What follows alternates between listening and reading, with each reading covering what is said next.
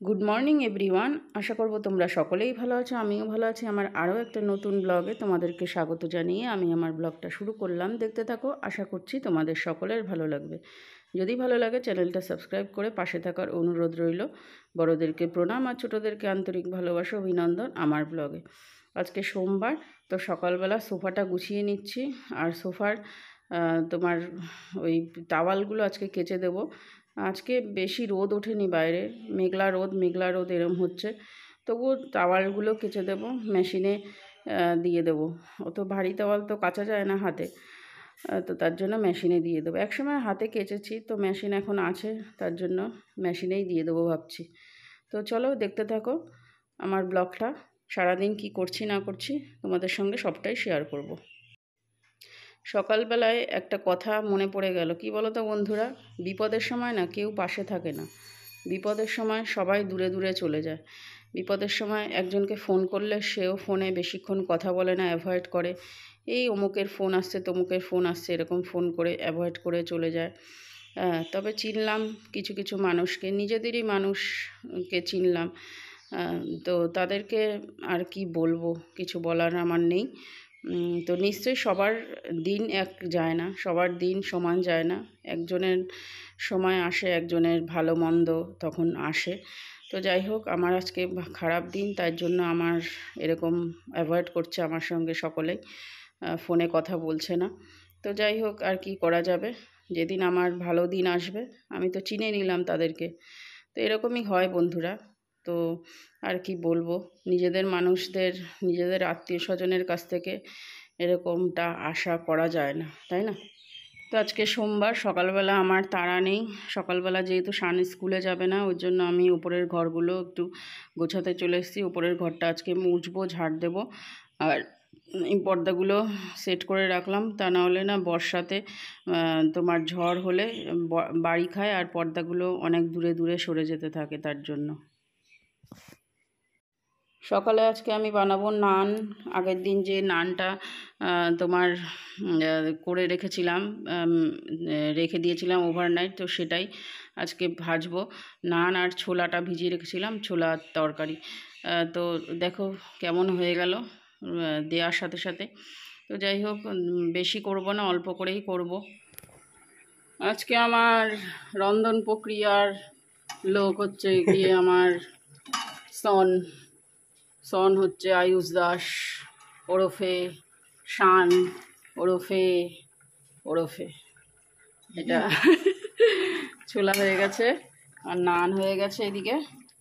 তো এখন ব্রেকফাস্ট প্রস্তুত, এখন খাবার পালা। মশায় কামড়াচ্ছে রে। হ্যাঁ, সকালের আমাদের আজকে ব্রেকফাস্ট দেখো বন্ধুরা, নান আর ছোলা, আর তার সাথে আছে টক দই। এটা খাবো এখন। আজকে রান্না হবে ইলিশ মাছের মাথা দিয়ে পুঁই শাক, মনা যে পুঁই শাকটা দিয়েছিল, তো পুঁই শাকটা রান্না করব। ইলিশ মাছের মাথাগুলো অনেক দিন ধরেই ছিল, সেই মা অনেক দিন আগে এনেছিল সেই মাথা।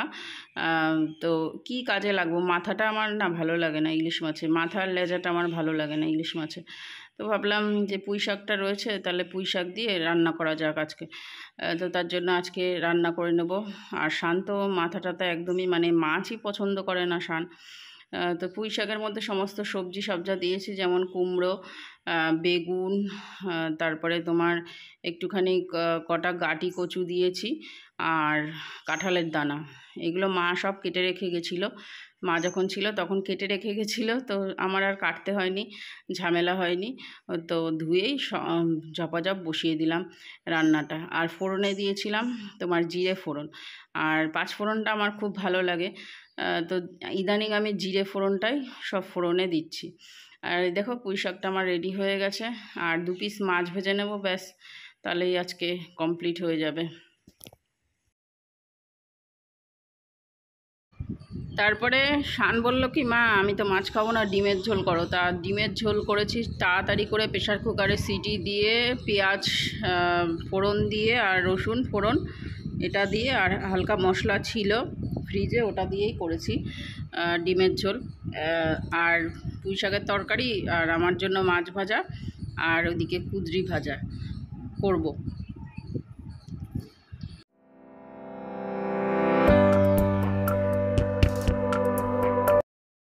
চলে এসেছি আবার উপরে। এই তোমার পর্দাগুলো দেখছিলাম গতকাল রাত্রেবেলা একটু ঝুল পড়েছে, তো ভাবলাম আজকে মেশিনে সকালবেলা দিয়ে দিই। তো এগুলো আবার খুলতে টুলতে হয়, তো ওই চাকতিগুলো ওর জন্য পরে দেবো ভাবছি। যখন সব পর্দা একসাথে কাচবো তখন ভাবছি এগুলো দিয়ে দেবো। তো একটুখানি এর সাথে সাথে পর্দার ঝাড়ার সাথে সাথে ঝুলও ঝেড়ে নেবো আজকে ঘরে। আজকে সোমবার ঝুল ঝাড়ার দিন, তো ঝেড়ে নেব। ঝুল ঝাড়া হয়ে গেছে, এবারে ঘরটা ভালো করে ঝেড়ে তারপরে মুছে নেব। আর কি বলো তো, এই টাইলসের কি পাথরের ঘর না, সব সময় মুছতে নেই, তাহলে গ্লেজগুলো নষ্ট হয়ে যায়। এই সপ্তাহে 3-4 দিন মুছলেই হয়ে যায়। আর বেশি মুছলে না গ্লেজগুলো নষ্ট হয়ে যায় টাইলস কিংবা পাথরের ঘরে। তাই তো সবাই বলে, তাই শুনি। মানুষকে বেশি তেলালে সে মাথার ওপরে চড়ে বসে। এবার থেকে আমি ভেবে নিয়েছি, যে আমার সাথে ফোনে কথা বলবে তার সঙ্গে আমি কথা বলবো, তাছাড়া আর কারোর সাথে কথা বলবো না, সব বন্ধ। আর এই দুনিয়ায় শুভাকাঙ্ক্ষী কেউ নেই। এই দুনিয়ায় মা বাবা ছাড়া কোনো কেউ শুভাকাঙ্ক্ষী নেই। সবাই মানে কি বলবো, স্বার্থ নিয়ে মেশে। হ্যাঁ, স্বার্থ ফুরিয়ে গেলে সবাই দুধ ছাই করে, বুঝলে তো। তো যাই হোক, যার যেরকম ভালো লাগে সে সেরকম করবে। আর আমি কি বলতো, এমনই একটা মানুষ, আমি না সবাইকে আপন করে থাকতে ভালোবাসি। আজকে যেহেতু শ্রাবণ মাসের প্রথম সোমবার, তো ঘরেই পুজোটা দিয়ে নিলাম। আমার পটচিত্র আছে, তো এটাতেই পুজো দিয়ে নিয়েছি। আর এরকমভাবে ঠাকুরের আসন সাজিয়েছি আজকে। এদিকে ঠাকুরদের দেয়া হয়ে গেছে সব। সকাল সকাল পুজোটা কমপ্লিট করে নিলাম। সকাল সকাল পুজো কমপ্লিট করলে মনটাও বেশ ভালো লাগে।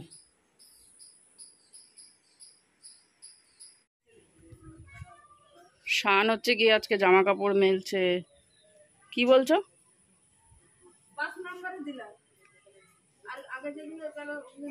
এই যে মা হাঁড়িকে দিয়ে আসলো। তো কটা বাজে? 9টা বাস যাবে না? একটু দূরে দূরে মেল। জামা কাপড় মেলছে, মেশিনের যে জামা কাপড় দিয়েছিলাম সেই জামা কাপড়গুলো শান মেলে দিচ্ছে। উল্টো করে দে প্যান্টটা, উল্টো করে দে। ওকে বললাম জামা কাপড়গুলো তুই মেলে দে। আমি ওপরের কাজগুলো করছি, ও এই নিচের একটু কাজগুলো করছে। কাজ বলতে ওই জামা কাপড় মেলা, কাচতে তো আর হয়নি। আজকের ওয়েদারটা বেশ সুন্দর। মাঝে মধ্যে বৃষ্টি হচ্ছে, মাঝে মধ্যে রোদ ঝলমল করছে, কোন সময় আবার ঝম করে নেমে যাবে তার ঠিক নেই। তো এখন আবার রোদ ঝলমল করছে, প্রচুর রোদ উঠেছে। ঠিক আছে, ওয়েদারটা খুব সুন্দর আজকে। কুদরি দেখো লাল লাল হয়ে গেছে। এই লাল লাল কুদরিগুলো বেশ ভালো লাগে খেতে, পাকা পাকা। আর লঙ্কা নিয়ে নিয়েছি, আর এখানে পেঁয়াজ নিয়েছি, পেঁয়াজ দিয়ে কুদরি ভাজবো। আজকে সকাল সকাল পুজো সব হয়ে গেছে কমপ্লিট। কি যা ফেলে আর এখন কুদরি ভাজা বসিয়ে দিয়েছি। আর শান, আরে শান যাচ্ছে নোংরা ফেলতে। তা কী করবো, তুই খেলি না। যে কুদরি ভাজা হচ্ছে, লবণ হলুদ দিয়ে দিয়েছি, দিয়ে এবারে একটুখানি প্রেশার কুকারে সিটি মেরে নিয়েছিলাম। প্রেশার কুকারে সিটি দিয়ে নিয়েছিলাম, তো একটুখানি নরম নরম হয়। তা নাহলে না কুদরিগুলো কেমন শক্ত শক্ত, তো হালকা একটু সিটি দিলে, মানে শিশি করলে তারপরে ছেড়ে দিলে বেশ নরম নরম হয়, খেতেও বেশ ভালো হয়। তো তার জন্য প্রেশার কুকারে একটু সিটি দিয়ে নিয়েছিলাম। সন্ধ্যাবেলায় আকাশ আর শান একটুখানি গেম খেলছে, তারপরে আকাশ চলে যাবে। 7টা বেজে গেছে অলরেডি, তো আকাশ চলে যাবে। তারপরে শান পড়তে বসে গেছে এদিকে, আর আমি ওর পাশে বসে রয়েছি। এত বড় ছেলে, এখনও ওর পাশে বসে থাকতে হয় আমার। শুরু হয়ে গেছে, ধরে থাক ধরে থাক, শুরু হয়ে গেছে। ওই দেখ, কোথায় ধরছিস? অনেকটাই বেশি।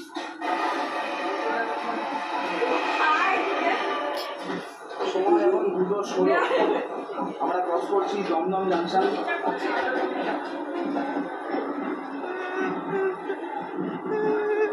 আমাদের প্রথম হল হতে চলেছে দক্ষিণেশ্বর স্টেশন।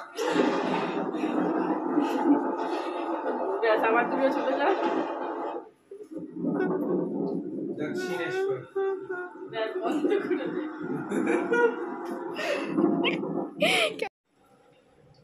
রান্নাঘরটার একদম পরিষ্কার পরিচ্ছন্ন করে নিয়েছি। সকালবেলা উঠে একটা ফ্রেশ রান্নাঘর দেখবো তো ভালো লাগে দেখতে। আর এই যে এরকমভাবে সমস্ত বাসন কোসন মাজা হয়ে গেছে, তো সব পরিষ্কার করা হয়ে গেছে অলরেডি। আর কাজের কাকিমা মনে হয় আর আসবে না, ছেড়ে দিয়েছে কাজ। উনি 3-4 দিন আসেনি, তাই মানে এখন কাজের লোকেদের কিছু বলা যায় না, তো ওয়াচ করে চলতে হয়, বুঝলে তো।